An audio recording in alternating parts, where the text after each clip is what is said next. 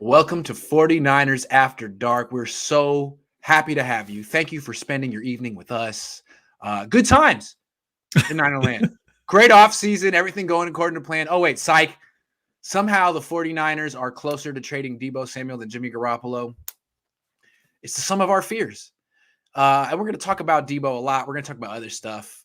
We got to start with his social media activity because that's how you follow this story. And people that didn't want to acknowledge this story were just saying, we're supposed to follow what he likes and tweet. Yeah, yes, absolutely. It's 2022. So would you catch people up to the latest passive aggressive Deebo Samuel Yeah. stuff? Yeah, and I don't have the full thing because he deleted it, but he said something along the lines of the only people that know what's really going on are the 49ers, him, and his agent. And I think that gives a lot of people, right? This is a roller coaster, and it really has been. And I get it, being a fan, we all want Deebo to stay. But we have to realize what's happening and what's been happening all along. Like, this has been an issue for a while. And so I think a lot of fans are probably hanging on the fact that he is opening that door for hope. But reality is he deleted that tweet. And if you looked at his like tweets, the first one, which he unliked and then reliked, is a tweet of him in a Dallas Cowboy uniform. That was liked. He liked a tweet from Ian Rappaport that talked about he requested a trade a week ago, and he liked a tweet from the guy who was a Fowler that reported, whoever reported it initially, that he was requesting a trade. He liked that tweet as well. Jeff Darlington, that's who it was. So he's clearly still wanting out. I don't know what his message was. Maybe it's the reasoning of why he wants out. That's what he's trying to get across. I don't know, but there's still a lot of social media activity happening, and this thing just keeps getting more and more bizarre. And what's crazy to me, Grant, this is the strangest thing of this whole scenario, is everything Deebo is doing this offseason and the way he's handling it is the exact opposite of who he is on the field. The exact opposite of who he is on the field. And I think with his recent social media activity and the way this has gone down, it's interesting to see who's on what side now. And I think we're going to talk about that possibly later. But yeah, this whole thing's just getting crazy. See, to me, I feel like it's kind of exactly who he is in the field. It depends on how you look at it. Because in a way, I Okay. mean, he's a very passionate, emotional player. He's a competitor. And he sacrificed for the 49ers. They lost Raheem Mostert. They're a run first team. They don't pass well. Their quarterback's not good. Their pass protection isn't good. He had like 1,000 yards in 8 games. And they're like, we're losing. We usually play running back. And he's like, it just so happens I can do that too. And I'll bail you out. Yeah. And I expect that you're going to appreciate this and see this versatility as adding to my value. But then actually they were probably like, you're more of a running back than a wide receiver. Your playing style isn't going to be long. You're not going to have longevity. Like, oh, actually, now you're using it against me.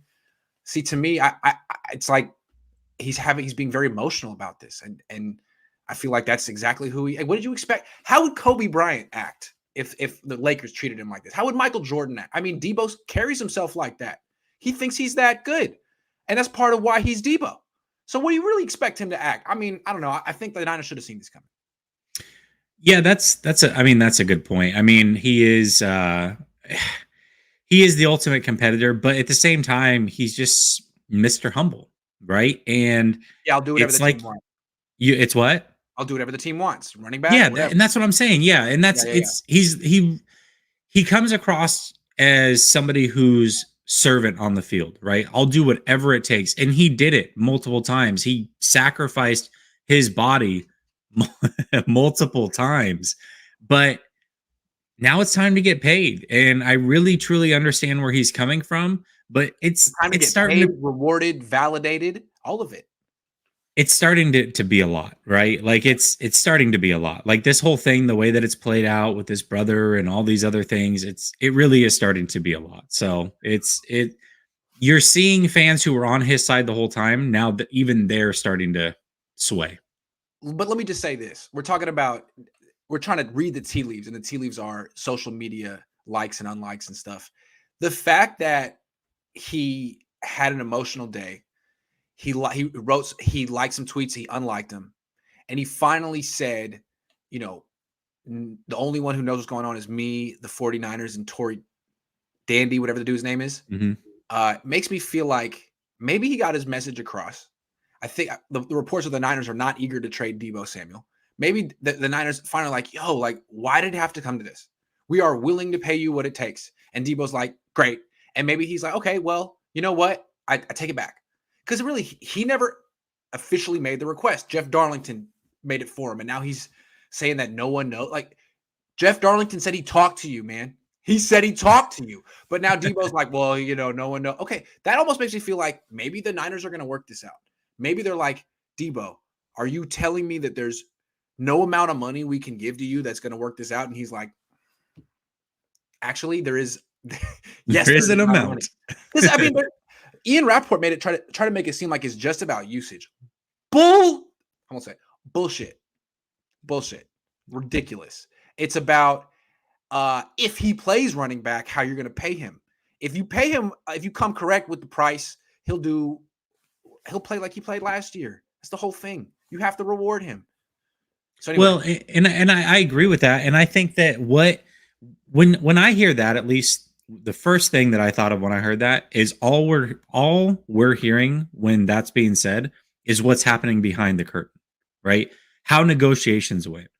And the 49ers obviously came in and said, hey, we foresee you doing this and we foresee you doing that for this much money. And he's going, I don't foresee me doing that at all for that much money. I'll be a wide receiver, which is what I was drafted to be. Yeah. And by the way, I'll do it somewhere else. So I'm out. Like the fact that to think that Deebo is not willing to do whatever it takes to win when that moment comes up, I'm not going to believe that. I'm not going to buy that because I watched it all last offseason. And by the way, it's not just the 49ers that are going to want that from you. If you get traded to the Jets or Texans or whoever it is, Eagles, you don't think that they're going to want you to be a Swiss Army knife? That's what makes you special. That's what makes you worth being paid, is that you bring that to the table. You bring something that nobody else can bring, and you bring something that other people, quite frankly, have been trying to draft for many, many years. Wesley says he is 100% trolling. All guys. Hilarious. Yes, he is. Clearly. Josh says, gotta love the Niners After Dark. Great show as always. Keep up the great content. Start the kid. Thank you, Josh. Regular Ryan says Deebo's entire argument should be that they lost the NFC Championship and Super Bowl because Kyle forgot he existed. Yeah, I think he was 47% of the offense in the playoffs in terms of yards. 47%. Jeez, he's got insane. Quite the argument. All right, moving on. More social media stuff. A video surfaced of his mom doing like an Instagram live, and Deebo sort of like in the background, maybe filming it on the phone with maybe AJ Brown. And Deebo clearly says that the Niners never offered him a contract. What? Huh? How do we get here? Explain. Yeah. Okay. So I don't want to mince words. And again, we're trying to parcel this thing together. But to me, it goes back to the Jimmy Garoppolo situation, right? Where John Lynch says, we were never offered a trade. Well, you weren't offered a trade because you're going to teams telling them that you're not going to budge off of what you think he's worth. And they're going, yeah, he's not worth that. We're not going to offer you anything because what's the point of having the conversation? If I go to you, Grant, and you're Deebo Samuel, and I say, hey, Deebo, we think that what we need you to do is continue to play running back. And also, by the way, we think you're probably worth about $20 million a year is what we're thinking. Where are you at? No, I'm not worth that. I want $25 million a year. Like, okay, well, we'll think about it. We'll get back to you, Deebo. Yeah, you're not offered that technically, but you know what your worth is to the 49ers. There's no way it gets to this point if you don't know what your worth is to the 49ers. And if you weren't offered and for some reason you didn't know your worth and you're requesting a trade, then it really doesn't have anything to do with money, which I find a hard time believing because every single post you or your friends are talking about money, talking about the 25 million. You've got rappers talking about it in interviews for you. So to me, yeah, you knew what your value was, even if you weren't quote unquote officially offered anything. Yeah, like call it what you want to call it. It's like they probably talked numbers and it was probably insulting. I'm guessing there was never like an offer sheet. There was no paper in front of him, but Right. someone said something like 17, 18. He was like, skirt. Like there was a needle and it scratched. Someone had a needle and it was like, skirt. Excuse me. They were all at a party. They heard that and everybody stopped. Some drinks spilled. Yeah. The record scratched. Everybody's like, Pardon me? what? You're offering me Christian Kirk money. You think I'm as good as Christian fucking Kirk? Okay. That's Okay. weird. And so I think that's probably how things got weird. And maybe Kyle Shanahan can work this out now because, Parag's just going to keep his head down and just be like, I'm right. This is how it is. This is his value. Sorry. Jed, we're going to trade him. And like Kyle's like, whoa, we never. Yeah. So I think Kyle thought he could probably step in August. Now he's like, I got to do this on 420. Okay. Didn't expect that. Just trying to chill today. Yeah, this happened way too early. I'm trying to throw footballs into pizza ovens. What are we doing over here? Seriously. So that's now you're caught up to date with Deebo Samuels' social media activity. Carson Taylor says John Lynch should be fired. He traded D-Buck and now maybe Deebo. He's done more bad than good for us. He's never made a trade that equals the good for the bad. Someone should be fired. Trent Williams was a pretty good trade. Huh? Trent Williams was a pretty good trade. That was Kyle. You think John could have pulled that off by himself? I know you, Kyle. Here's the thing about that. And it's okay. So everybody assumes that Lynch handles the 90 and Shanahan handles the 53. Like that's what we've always heard. But when you look at that initial press conference of the 49ers, they did say that, yes. But the next thing that Lynch also said was it's contractually written in that we both have to agree on every decision made with the team. So if you're going to blame Lynch, you have to blame Shanahan. And that's my opinion because both of them have a hand in what's going on. That's true. Ventus Roybal says this reminds me of Le'Veon Bell breakout year. A little bit. And it sort of derailed his career, him holding out. Although he was a running back, different. Josue Torres says we need Grant Merch, play the kid, Daddy Lance. It's coming. It's actually in production right now. Don't worry. I saw some specs today. It looks good. Michael says, what a Deebo mock trade scenario could look like. Pick 10? No. They're not getting 10. We're going to talk about that, Chris actually. Olave, pick 38. Oh, and 38. Johan Dotson. I love you, Michael. Pick 61. Nicholas Benito. Carry 6 wide receivers every year. Don't be surprised. We double dip a wide receiver if Deebo's traded. That I agree with. I do agree with that portion of it, yes. I'm sure the Niners would like 10, but I don't think if the Jets didn't offer 1 first-round pick for Tyreek Hill, now they're going to offer 10 for Deebo. I think that's rich. All right, let me ask you a question, Jesse. Did today's news mess with the 49ers' real plan? Yes, absolutely did. Because here's what also came out today that was glossed over is it sounds like he requested this closer to when he stripped his social media. Yes. Like right when we made a big deal out of nothing, remember that? That's when he actually requested the trade. Right. And they've kept it behind closed doors because they're either working on a deal to try to keep him there and try to, cooler heads may prevail. Let's give him time. Or they're actively trying to trade him. What happened was all that stuff with his brother broke yesterday. Okay. Even though it was 3 days old, it happened yesterday. That's when everybody found out about it. So once that happens, guess what? Everybody sees that, including national media. So what do? They start picking up phones and digging because now they see, hey, there's an issue here. Let's do our due diligence on this and figure out what's actually happening. Oh, by the way, Deebo Samuels requested a trade. That's how we got here, in my opinion, is all that stuff from his brother, whether he meant it or not, whether he knew it or not, whatever your thoughts are there, that is what stirred this whole thing up. That is what poured salt in the 49ers game. And reality is, I think they were going to try to get a deal done until the 11th hour and then trade Deebo on draft night if they, in fact, couldn't get a deal done. And now every other team in the league knows that Deebo's requested a trade. That hurts the 49ers' leverage. It absolutely hurts their leverage. It does. So it's an important distinction. They knew this a week ago. So today's news is really, our revelation, not the 49ers revelation. Correct. But this revelation, when the Niners got it last week, I do think it messed with their. I don't think the Niners ever thought it would come to this. I think the Niners thought we got him. We'll send Parag in there. Parag will, soften him up a little bit. And then we'll finally give him something at the 11th hour. We'll make him sweat. You know how Parag does. But Deebo's a good guy. He's a team guy. I mean, Fred Warner, everyone goes through it. It's a rite of passage. It's like being a fraternity. It's hazing. That'll be good. He's a good guy. And Deebo took one day of Hell Week, and he was like, nah, not doing this. I'm great. I don't need to do this. Forget Parag. Forget your whole history, procedure. I want what I want. And if you don't give it to me, I'm requesting a trade. And Niners like, wow, we did not see that coming. So I think it meant, and I don't think they came this offseason like, let's lowball Deebo, piss him off, and trade him. Like, no, there's no way they thought, I bet you what they thought, we're going to really take care of Deebo. We're going to give him $18 million. He's going to love it. And then Trent Baalke gives Christian Kirk $18 million, and the whole market changes.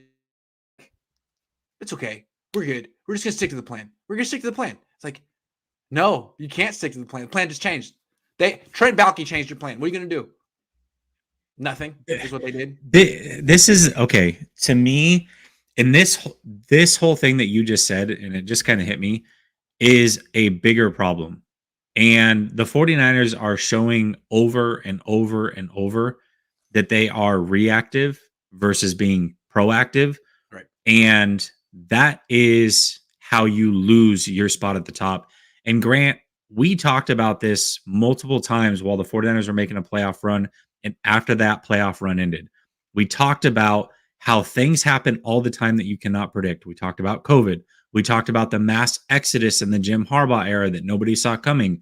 And everybody thinks that it's all hunky-dory and the 49ers are going to be contenders. We got 26-year-old Deebo and 24-year-old Nick Bosa and all these other things. We're good. And then you're not good all of a sudden. And things aren't what you thought they were. And so the 49ers have been very reactionary this offseason because they waited too long on Jimmy Garoppolo, and every step along the way they're like, now we got to wait for this, now we got to wait for this, now we got to wait, and they continue to do it with Deebo. It's the same mistake over and over this offseason, which is crazy because I trusted them going into now their sixth offseason. Let me tell you the difference between Kyle and his administration with the Niners and Sean McVay and his administration with the Rams. The Rams will let people go. But if they get a 5-star blue chip player, they keep them nowhere. The Niners are like, oh, you're really great. Buckner, Deebo, you're just too expensive for us. So what we're going to do is we're going to trade you and get some value. Like the Rams would never do that. And that's why it just seems like it's an old way of doing business. It's kind of the Patriots model from 10, 15 years ago, back when the cap was half of what it is now. Now it's much more like the 80s and the 90s. And the teams are the most successful are the teams with the richest owners who spend the most because the cap is not that hard to navigate anymore. I'm just saying. Anyway, we're getting off topic. Raymond Martinez Jr. says, what up, fellas? If they can't agree to terms with Deebo, do they package Jimmy with Deebo to a team in need of a makeover? Personally, I don't like the idea of packaging Jimmy and Deebo together because I feel like Jimmy takes away from Deebo's value. The way I look at it. Deebo's worth a lot. Jimmy's an albatross. If you could get X with Deebo, you would get X minus with Deebo and Jimmy. I would trade them separately. That's how I would look at it. The only team that makes sense to do that with would be Carolina, in my opinion.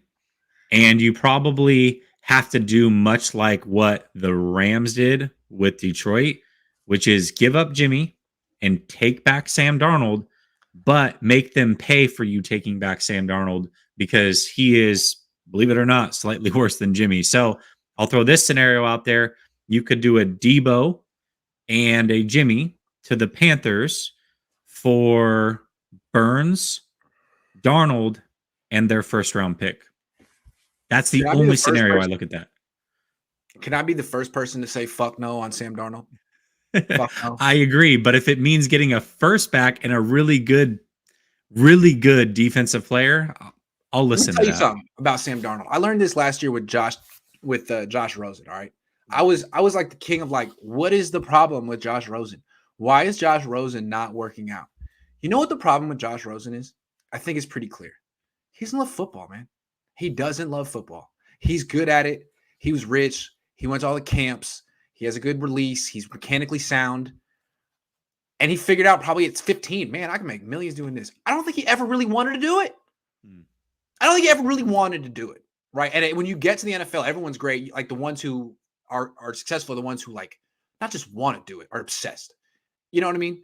And that's Deebo. That's not Josh Rosen. So that's to me a little bit of Darnold. Does Darnold strike you as someone who's like loving football, chopping it, is his passion? Like, no, he's got the lowest football IQ of any starting quarterback. He never improves. He's like a young Jimmy with a little bit of mobility. I was going to say, that sounds very familiar. So much, man. So please don't bring in Sam Darnold. Luckily, Trey Lance loves football, so we got that going for us. Seems to. For now, if the Niners don't mess with him, all right, let's move on. I think a lot of Niner fans want to know who has more leverage, the 49ers or Deebo in this situation? So I think on the surface, you would say the 49ers because they technically could force Deebo, even if Deebo sits out. Guess what? You just push things back for one more year. Right. You're still a part of the 49ers. And by the way, we can franchise tag you for 2 more years. Right. But I think Deebo low-key does here. And the reason that I say that is because it all comes back to public perception. And when I say public, I'm not talking about the fans in this scenario. I'm talking about the rest of the players around the league. How you handle these situations is how successful you're going to be in navigating and getting free agents going forward.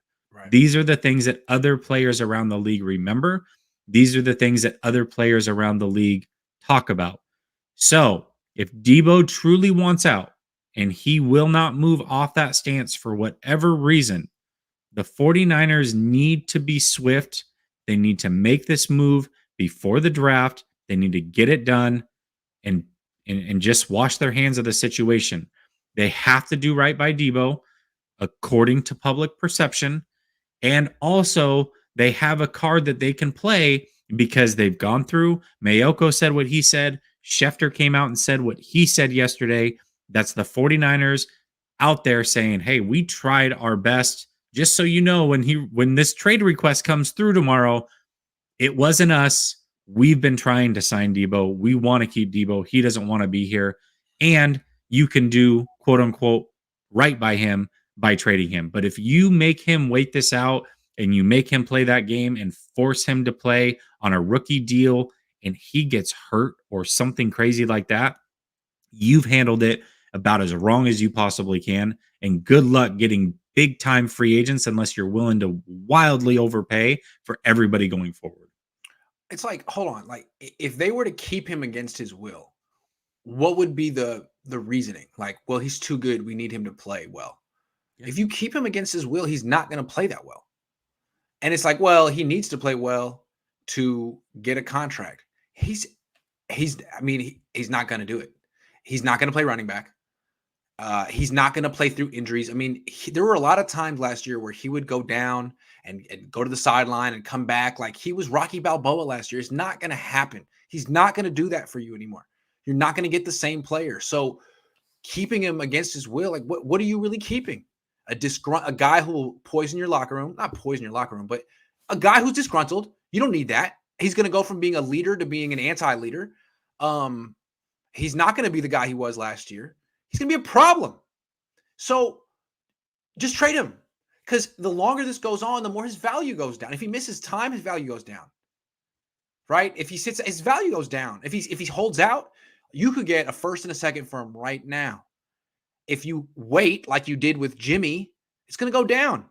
So I think Deebo essentially has the leverage. And the way he's acting, the way like trying to, unless he's doubled back, if he's forcing the trade, it makes me feel like his agent has heard, hey, man, this team will pay you what we want. Or these couple of teams will pay you what we want. So force that trade. You know, talk to Jeff Darlington. Do like this is agent coordinated if that's the case. If Deebo's just been emotional and he's going to walk it back once the Niners make nice with him, fine. I don't know. Yeah, and we don't know that, and you're right. But the thing is that his agent knows exactly what he's worth because he also represents DK and AJ Brown. He knows what those guys are probably about to get. So yes, he knows that Deebo's in that neighborhood, maybe higher, depending on how you want to look at this. So they know what his value is across the league. They already know the answer to that question. And so If the 49ers are not willing to give it to him and he truly wants to be traded, and maybe there's something that we don't know, right? Schefter came out and he made a good point, and this is something that I said a few days ago myself. What if Deebo just wants to be on the East Coast? Is it at all possible that that's it, right? Like this is his chance to get closer to home. Deebo just had a kid. And when you have a kid, things change in life, priorities change in life. And maybe he just has that inner circle that is on the East Coast that he wants to be closer to. Maybe that's playing a factor in this. We don't know all of the motives. I'm sure it is mostly money. I'm not going to say it's not. No, But yeah, I've got to believe there are other when you're motives here. offering me $19 million, I want to live on the East Coast. If you're Yeah, offering me for sure. 27, I love San Jose. For I sure. love San Jose. You know what I mean? For But sure. yeah, absolutely. If you're gonna lowball a guy, then all of a sudden there's a million reasons not to take the contract. And it's not just money. I don't want to be a running back. I want to be closer to home. That's where my support system is. This. Yeah. Oh, 27 million. Oh, forget these. I hate these Coast. Yeah. The weather's terrible over there. Yeah, it's really overrated over there. It stays fall all the time. My family, they can come out here.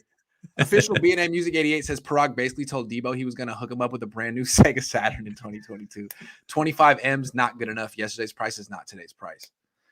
I just feel like, how many wins are you going to have without Deebo? That's what he's worth to you. How much is a win worth to you? How many wins are you going to have with him? How many wins are you going to have without him? What's the difference? That's what he's worth. Figure it out. John, Kyle, Parag, those are your real names. All right, moving on. The flip side, I want to say this, though, just real quick. The flip side to that, though, Grant, is you also have Bosa about ready to get paid. If you just open up a blank check for Deebo, not only are you resetting the market for Deebo and all the wide receivers, you're resetting the market for everybody. So if you say, hey, I'm going to give Deebo $75 million guaranteed, guess what? Bosa wants $100 million guaranteed next year. I'm supposed to care about Denise York's money? That's her problem. No, we're not supposed to care. I'm team trade Bosa. I agree. Oh, you're listen. I'm all about Deebo getting his money, but looking at it from the organization standpoint, if they're the ones that go wildly and say, not only are we going to pay Deebo, but we're going to give him $20 million more than the second wide receiver, we have to give Bosa $100 million guaranteed minimum.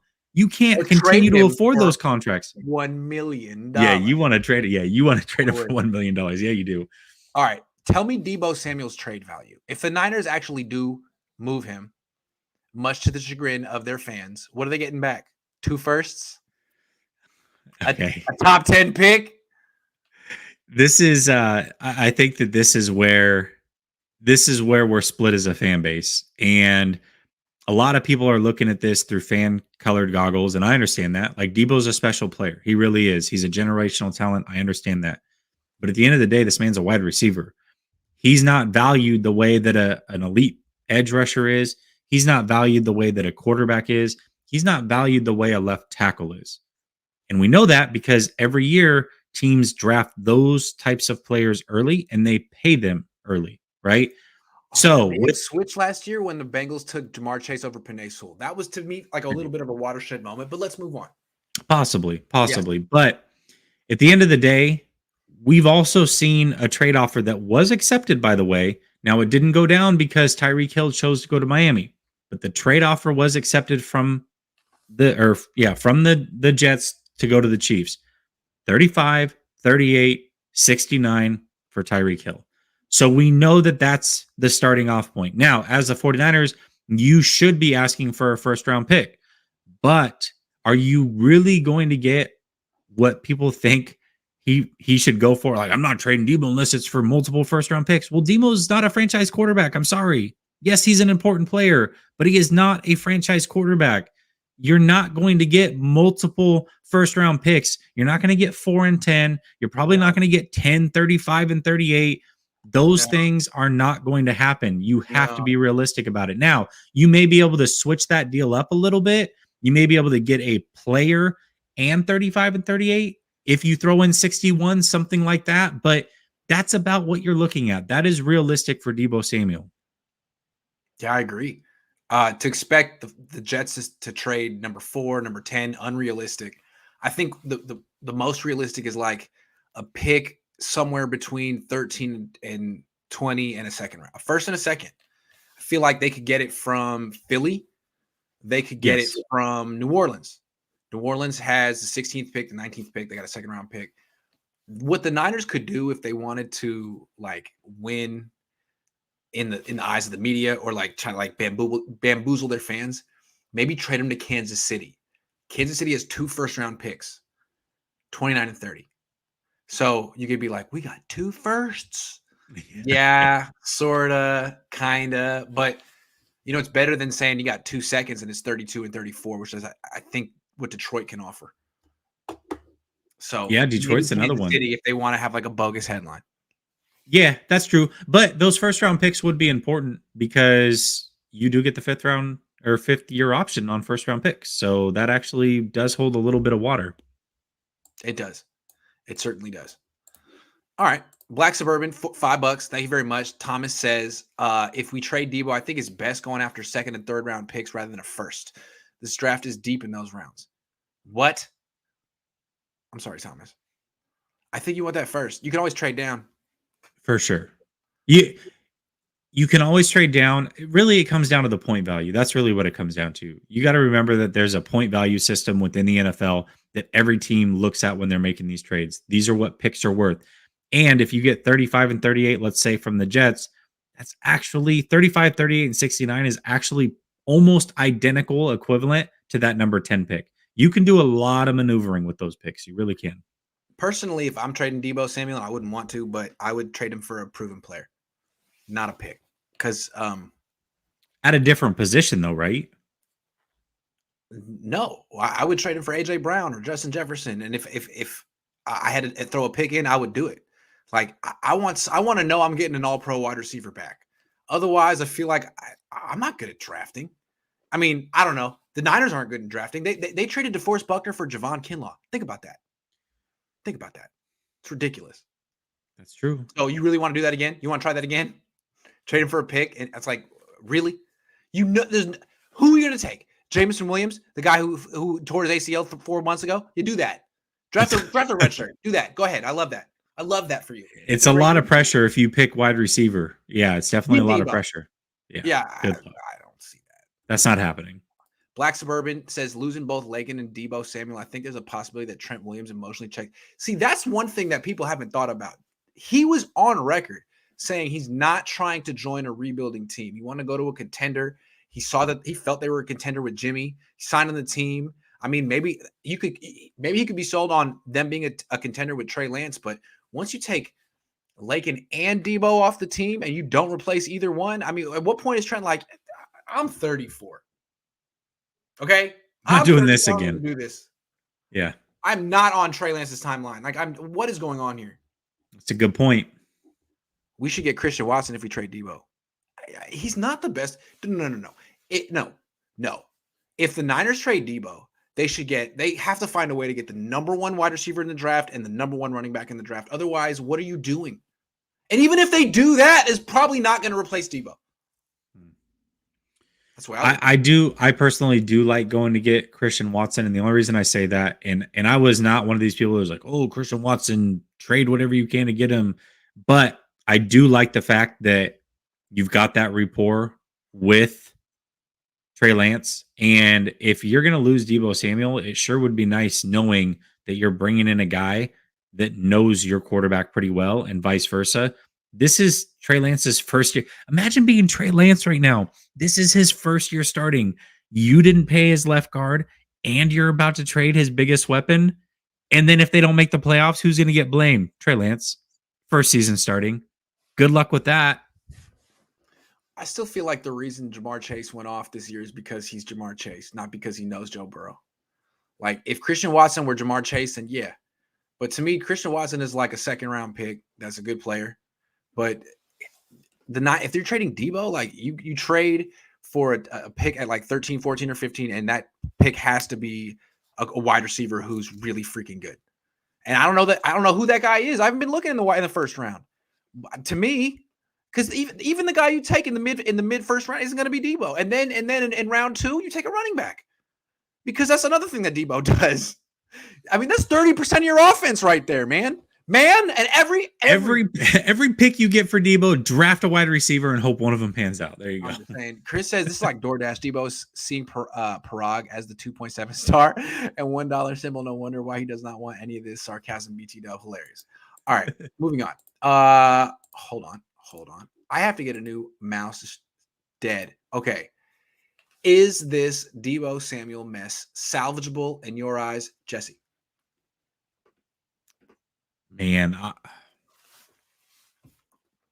God, as a fan, as a guy that's looking at a Deebo Samuel signature right now. Oh, what's going on here? I don't know if my phone's playing something. But as a guy that's looking at a Deebo Samuel signature right now, and him being my favorite player, I would love to say yes right now. Grant, I think this is done. I think it's over. If the 49ers want to play hardball here, I think ultimately it's not going to go well. I think Deebo will sit out. He'll take his year on the sideline if that's what he has to do. I think he's willing to go through this whole thing. If it's this bad before the draft even happens, he's different. Like when they lowballed Kittle and Kittle's agent came out and called it the Valentine's Day massacre, right? And they were still able to work it out. That was a little bit different because you had his agent doing the talking. And you had some anonymous sources talking about maybe they're looking to trade Kittle. You've had the anonymous sources. You've had Deebo's family. You've had Deebo's social media account. You've had Deebo's friends. Everybody is pushing this same narrative the whole way through. This is a very, very different situation. I think it's over, man. I really do. I think Deebo's gone. I'll give it like a 10% chance he stays, maybe 20. I don't know, but I don't like those odds. I really don't. And every second that goes by, it just gets worse and worse. It really does. I don't see it happening. All right, let me try to make the case for the opposite. The fact that Deebo started the day basically talking to Jeff Darlington. Jeff Darlington said he spoke to Deebo. So he spoke to a reporter, says, I want out. And then a bunch of report, and then he likes the tweet. Jeff Darlington reports it, he likes the tweet. Someone says, hey, you look good on the Cowboys. He likes the tweet. So he's having a very emotional morning. He's like, scorched earth, let's burn this bridge. Forget it. You know what I'm saying? All of a sudden, though, he takes it all down. And then he says, the only person that knows what's going on is me, my agent, and the 49ers. To me, that gives the Niners hope. It gives fans hope. It makes you feel like Deebo had a bad day. He, went to DEFCON 4. The 49ers got the message. They called him up, and they're like, look, we don't want to trade you. We want you. We don't understand why you won't just go through the whole process like everyone else. This is hell week, essentially, and you're like giving up after day one. But what's it going to take? Because us losing you would look. I mean, we couldn't sell that to the fans. We would all look incompetent. It would be really bad. We would lose a lot of games. We would not make the playoffs. We don't want this. So maybe Deebo got his point across, and he's going to get the money. And it's not about the usage. It's about the money. And he's going to get what he wants, and everything's going to be okay. I think it's possible. That last tweet, I think, got to give fans hope that the Niners came through with the right offer, and he's like, all right, let's talk.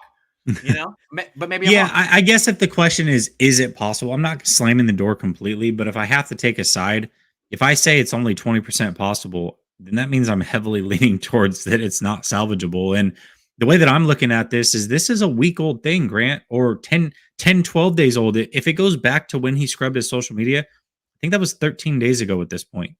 So 13 days ago, you requested a trade and still things haven't been resolved. Right. I don't know how much more serious you have to be. Whether it was a week ago or 13 days ago, the team knows that you want out. Like if they weren't hitting the panic button yet, I don't know what to tell you. So assuming that is true and that he has requested the trade prior to us hearing about it, and we're just now hearing about it, and the 49ers still in that time have not been able to rectify this issue, I got to believe that it's over, man. It's over at this point. So I don't know. I hope I'm wrong. I really, truly hope that I'm wrong. Look, I felt the same way as you. The latest tweet, but he took it down, right? He took the tweet down? He did. I don't know. And he's very cryptic. He makes like he'll like clearly be talking about football. And be like, why does everyone think I'm talking about football?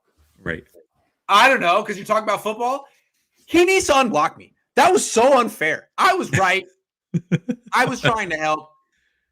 Michael says Christian Watson is not going to be equal to Chase Burrow. They had 3 years of working relationship, unlike Trey Watson with less than a year. I just want to say again, the reason that Chase is so good is because Chase is so good. Oh, Okay, for sure. that's the thing. The relationship, yeah, it's a great story and it helps, I guess. But Chase is super good, Burrow super good, both top 5 picks. It's not the same thing. It's not the same thing. But I feel that's an interesting distinction for sure. Watson also led wide receivers with 12.7% drop rate. All right.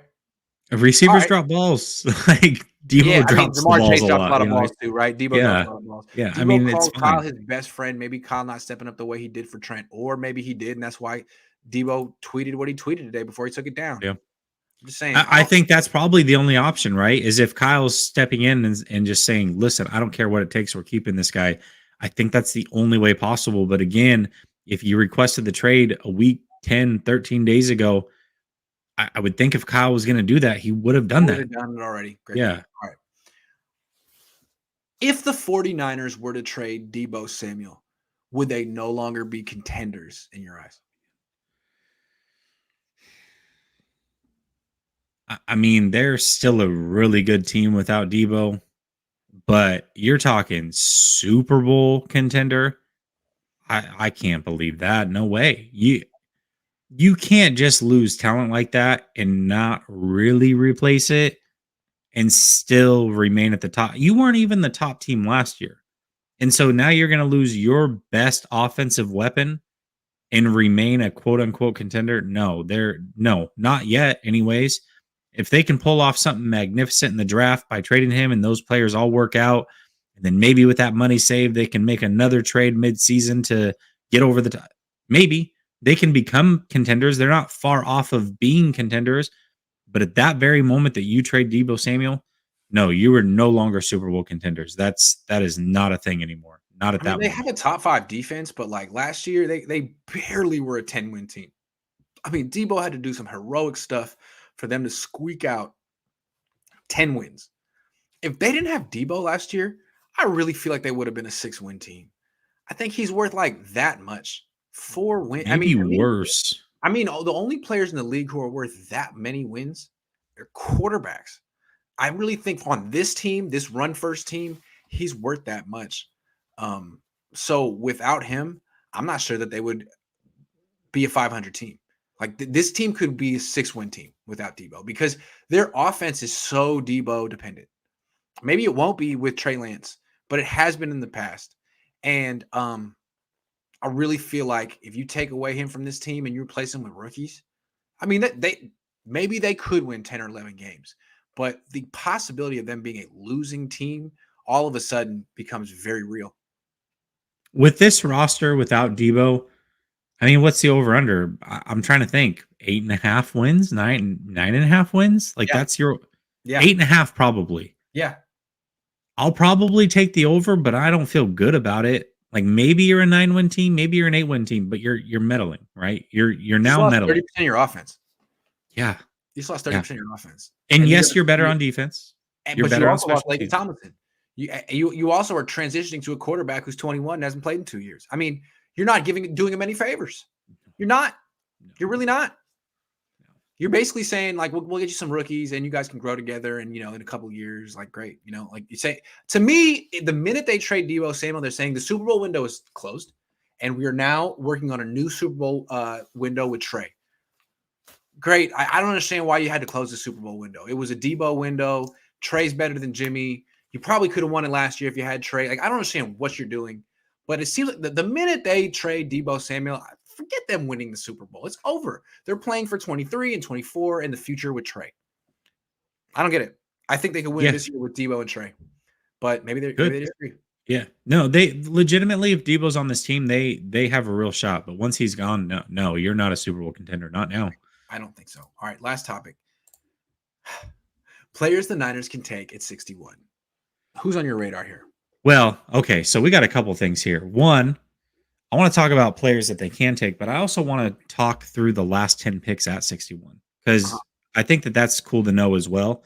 Um, so as far as picks at 61, assuming Deebo doesn't get traded and they stay there, I think that there are a couple guys, safeties that you could look at. You certainly could look at a Nick Cross. That's a name that's been very popular. You could look at a Nick Benito if you're still in the process of looking at an edge rusher. Maybe you have to look at center, right, as a possible position, and we'll see who falls there. But I still think that you're looking for that starting safety, right? And to me, of the guys that can fall to 61, and I'm not the highest really on any of them. I don't think Petrie gets there. I don't think Brisker gets there. I Mm. think you're looking at Cross. I think you're looking at Kirby Joseph. I think you're looking at Cook from Cincy. Between those three, I'm taking Nick Cross most likely, but he's got a lot of work to do as well. Like he's not as polished as even like a Jaquiski Tart is. So to me, I'm looking at safety. I would take Kirby Joseph real quick. Okay, To me, like Nick okay? Cross is a good player, but Yeah, Nick Cross is a strong safety. Like Nick Cross is one of these like mini outside linebacker hybrids that's really good at like tackling, and he's a good athlete, and he might be good in coverage, but not a playmaker. Like what I would like is the Niners to get a free safety, move Jimmy Ward to strong safety for a year. I don't know how much. I mean, he's under contract for one more year. Move him to strong mhm, safety. On my interview last year, he said he wanted to play strong safety, but Jaquiski Tart was there. I mean, he's better around the line of scrimmage, anyways. Great in coverage. He's not a ball hawk, as good as he is. Get a ball hawk, one in this fucking second. One. It's yeah. like nothing against Nick Cross, but like the Niners have cornered the market on the athletic, good tackling DB. Like, can we get one ball hawk, one guy who actually like goes hash to hash and intercepts passes? To me, that's Kirby Joseph. He's not the tackler that Nick Cross is, but okay. Like, how about like a diversity of skill sets in the secondary? That's how I look at it. I don't know, man, because I watched Kirby Joseph, right, and everything you read and everything you see about him is like I expected to see this just super fast, explosive ball hawking type player, but when I watched, I didn't see that. Like to me, that didn't come across, and maybe it was the two games I watched, but I didn't personally see what the stats and what people are writing about him. That's just me personally. Let me tell what I saw from him was a guy who could intercept passes outside the hashes while playing single high safety. The Niners don't have a player like that. They don't have a player like that. Yeah, That's an asset. it is an Understand? asset. Yeah, I mean, yeah. they don't have a player like that. So, I mean, they don't have a dude who can intercept out a safety who can intercept passes outside the hashes from too high. They don't. So that's a skill set that I think like you either value or you don't. And then I was going to be like, well, Curry's not a great tackler. Okay, okay. How many great tacklers do you need in your secondary? Now, look, they're not gonna take Kirby Joseph. They're gonna take Nick Cross because that's their kind of DB, and he's a good player. And if they take him, I'm gonna give him a solid B, maybe a B plus. But that's what I would prefer to take a free safety over a strong safety if it were me.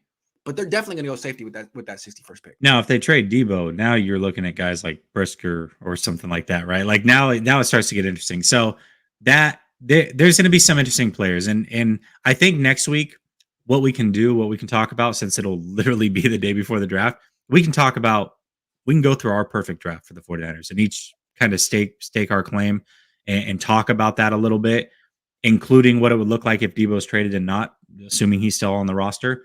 I think that'll be fun to do. But let's talk real quick about the last 10 picks at 61, because I think this is good insight as to what caliber players are actually available at 61. So, believe it or not, 10 years ago, 2012, the 49ers actually had the 61st pick overall. Do you know who they drafted? I do, Who is it? I do. Michael James, It is LaMichael James. Michael James. What a Yep. pick. What a great pick. That one hurts Wow, because I'm an Oregon Duck fan. So wow, chill out a wow. little bit over there. Yeah, he was great in college. I remember seeing him in college. He was great in college. He was extremely explosive. Him, Barn, yeah, the Yes. good offense. Anyways, yes, LaMichael James was the 2012 pick for the 49ers. The next year, the Green Bay Packers had the 61st pick. They also took a running back, Eddie Lacy. Eddie Lacy. Yep. Eddie Lacy. Wow. You're Here good at comes the Niners trivia. drafting a running back at 61 this year. You already know. God, no, let's not. Let's not, because those two didn't pan out too well. But here's where it gets pretty good. There's actually a couple good picks coming up here. 2014, believe it or not, the Jags have made some good picks at 61 over the last 10 years. 2014, the Jacksonville Jaguars selected Allen Robinson, actually, at 61. Wow. You get an Allen Robinson, I'm feeling pretty good about that situation. Yep. 2015, the Bucks selected Ali Marpet, who's pretty good guard, right? Niners could use one of those. Yeah, I would say so.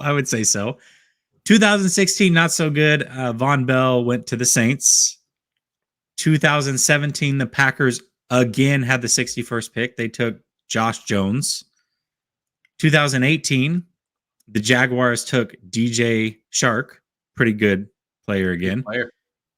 2019, the Rams took Taylor Rapp. 2020, the Titans took Christian Fulton.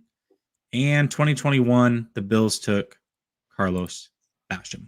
So a mixed bag there at 61, but that's probably what you're looking at is a 50-50 shot of getting a player that's an impact player for your team for many years to come. So scary considering the Niners need a starter at that spot. Scary. Actually, very scary. So there you go. What's more serious about it is like they're pigeonholed into a couple of needs. Like they're not going to take BPA. They're going to take a safety or an interior offensive lineman. One of those two. I guarantee it. I mean, I can't guarantee it, but I guarantee it. I can't guarantee it, but I'm going to guarantee it. Yeah, ipso facto, I'm going to guarantee it. Interior and that's true. Safety. Yeah. But I also think, luckily for them, that best player available might actually fall in one of those categories. Luckily for them. We'll see. Especially the safety spot. You might have the best players available there. Black Suburban says, I wouldn't doubt that this was planned at the dinner with John and Kyle to distract the fan base from Jimmy shenanigans. No. Absolutely. No. It always makes fans or people feel better that it's like, it's not that there's chaos and things are going out of control. This was planned. It's a conspiracy theory. I know, it makes you feel better. Bill Paxton, aliens, game over, man. Game over, man. Game over. Pretty much. Nobody says trade Deebo to the Jets for their fourth. Trade that fourth to move down the first and gain more capital early rounds and select Watkins because they went to school together. I don't think they're going to get the fourth pick. I don't. I could be wrong, though. I don't. What does this mean for Ayuk? More targets. Well, I think Ayuk was poised to break out anyways. I mean, watching him in that NFC Championship game, that dude was open all the time. So, yes, he was going to play good regardless. Him and Trey Lance have been working on some rapport 2 straight off seasons. I think he was poised to break out anyways. But now that actually might take a step back because he's going to get number 1 corners on a regular basis. That really changes the game a little bit. That's true. With safety help shading over the top. Robert Whitaker says, I kind of like Cameron Thomas, San Diego State. Versatile defensive lineman, 12 sacks. Imagine him lining up opposite Bosa with Kaseric coaching. Hold on, let me imagine it. Oh, I love it. I love it. Fantastic. I'm going to check him out. Cameron Thomas, South Dakota. I mean, San Diego State. Brian, thank you for your $2. I appreciate it. I'm sorry. What did it look like? I'm very curious. What happens in the mind of Grant Cohn when he imagines things like that? Oh, it looked good. I don't want to spoil it because I just saw the future and I don't want to. But it looked great. That's fair. That's totally fair. Wow. Yeah, I got it. All right, everyone. That's our show for tonight. Niners After Dark. I didn't curse too much tonight because I got to keep serious things happening. Serious things are happening. Exactly. If you want to catch more Jesse, and I know you do, he's coming up in about 15 minutes with a call-in show on his channel, Last Second Sports. It's your time to sound off, y'all. I know you got a lot to say about this Deebo Samuels situation. I know I do. So call in, Last Second Sports, tap in. Can I just say one thing? And I know it's uncouth, but today's a tough day for Niner fans. It's a great day for content creators. I'm sorry. Thank you, Deebo. Thank you so much. It's been a drought, and this is manna from the gods. I really, really appreciate it from the bottom of my heart. Thank you. You know what's crazy, Grant, is so yesterday the whole thing happened with his brother and the Adam Schefter thing came out. And it completely derailed what I mean, I'd come up with 5 good topics that had nothing to do with Deebo Samuel, right? I was ready to run with those topics. Then the Deebo Samuel thing happens, and of course that takes over the whole show. It is cool, right? as a content creator, and I trust me, I love that everybody's tuned in and wants to know what's going on. But I also like to separate myself a little bit. Like I like to see who can get their chops cut when content isn't just given to them. Who can come up with content that means something during the slow time of the season. True. And I was That ready is and the prepared real to do test. that. That is the real test. And I mean, I've been doing this for a while. Like I have some experience. I can do it, but it's not always fun. It's not always fun. And you work hard, you don't get the returns. Today was like, I often think of myself as a fisher. Okay, I'm a fisherman, and I'm on a Okay. boat, and I got my rod in the water. And sometimes it's not a lot of fish nibbling. There's just no story. Today, the fish were jumping into the boat, and all I had to do was keep them in the. It was easy. I just had to be in the boat and like keep them in as they jumped. Sometimes your job is just that easy. So thank you, fish. Not Vish, but fish. Fish. I'll be back tomorrow morning with Eric Crocker, I believe. Uh, Probably Deebo Samuel will tweet and untweet, like and unlike lots of things before then. So we'll have things to talk about. If you All right, wanted to great. sound off 10 minutes with Jesse on his channel, Last Second Sports. Appreciate it.